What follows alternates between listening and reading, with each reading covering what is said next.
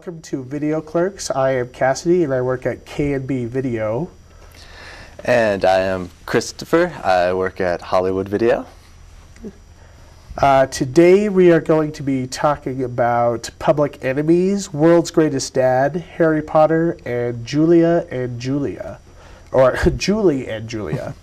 And I'm going to start with Public Enemies, directed by Micheal Mann, who is the same director who did Heat and Collateral, and the creator of the television series and the movie of Miami Vice. So, basically this is a movie about John Dillinger, the famous gangster from the 1930s who was famously escaped from prison with a bar of soap that he had carved into a gun.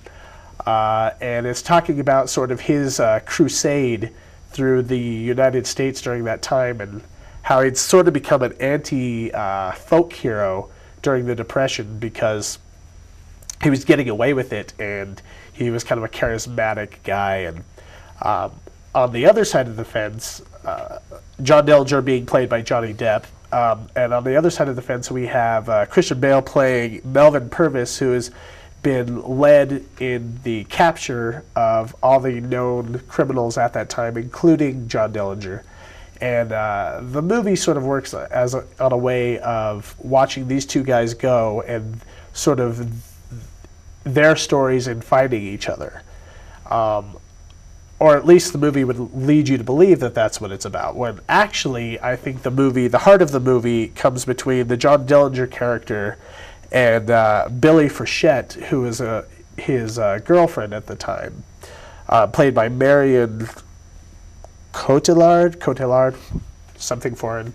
And that's really what the movie really seems to focus on, especially towards the middle and last third of the movie. They really focus on that relationship, and that seems to be where the movie finds its strong points, is within this relationship, and it really sort of brings the heart to the movie. The rest is all pretty straightforward.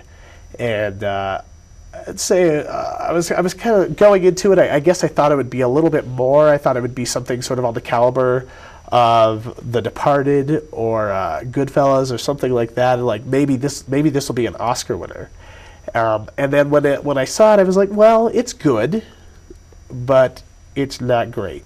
All right. So, well, I wanted to start out by saying that this movie was pretty good. I really like the gangster feel. I love mobsters and all that. Had that Al Capone kind of thing going with it. And John Dillinger was a great character. Johnny Depp was awesome with his dialogue and stuff. And the best part about this is Christian Bale isn't Batman in it. That's what I like the best thing about it. He had this, I don't know if it's a 30s accent. He had a weird accent in it. I think it was supposed to be Southern, something Southernish, yeah, but Americana accent. Americana. So yeah, he had this weird accent, but it wasn't the Batman voice, which I really enjoyed about that. And also, the whole storyline was really gripping. I mean, it was one of those suspenseful films because, I mean, I think John Dillinger, he's an actual person, right? Yeah. But I don't know. I guess since he's a lesser-known gangster, I wasn't prepared for what was going to happen to him, so I got suspense through the whole thing, and it was good. I really liked he was getting hunted, he'd get captured, he'd get out, he'd get escape jail. So you're always 3 times. I don't know. I felt it really kept going, and I enjoyed the suspense. I felt it was a good cops and robbers kind of feel to it. Yeah. And what grade would you give that? Let's see here. What did I give it? I gave it a B+, mostly because I was in suspense, and I enjoyed that. I gave it a B-, and like I said before, going into it, I guess I just thought it was going to be pushed a little bit further, and it wasn't bad. There's nothing I can specifically put my finger on saying why I didn't like it. It just, the story was very simple to me.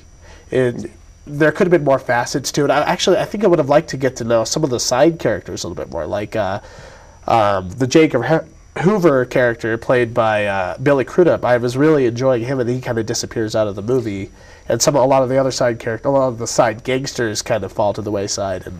But in the end, that's not what the movie's about.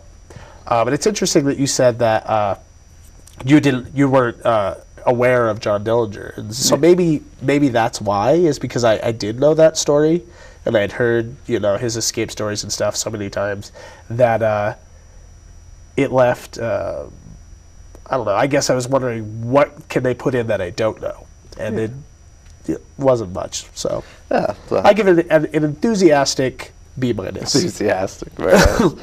Yeah, no, I think the side characters would have been nice. The Babyface, well, he was crazy, and I really liked him. But, Oh yeah, totally. But yeah, it already has enough people in it that to focus on anyone else, I probably would have cluttered it, Yeah. and then we would have been annoyed. But there was too much info about other people. So Yeah.